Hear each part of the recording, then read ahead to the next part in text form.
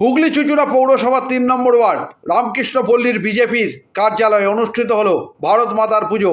উপস্থিত ছিলেন জেলার সহসভাপতি অরূপা সামন্ত, মণ্ডল সভাপতি তপন সরকার, শক্তিকেন্দ্র প্রমুখ সুখেন পাল, রতন বিশ্বাস, সেবক বৈশাখী মণ্ডল সহ আরও অনেকে। পরে অরূপা সামন্ত ও সুখেন পাল জানান। চুঁচুড়া থেকে প্রবীর ঘোষালের রিপোর্ট।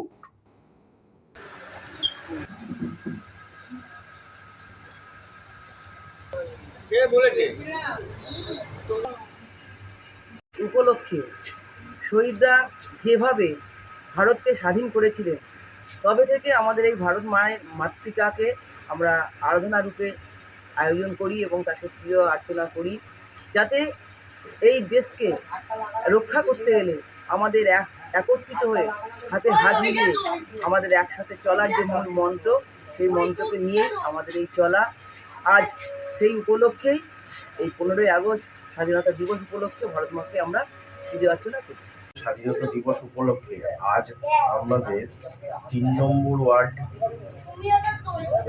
ভারতীয় জনতা পার্টির মুখ্য কার্যালয়ে আমরা ভারত মাতার পুজো অনুষ্ঠিত করছি এবং সম্পূর্ণ সহযোগিতা করেছে চুঁচুড়া মণ্ডল 2 এর পক্ষ থেকে।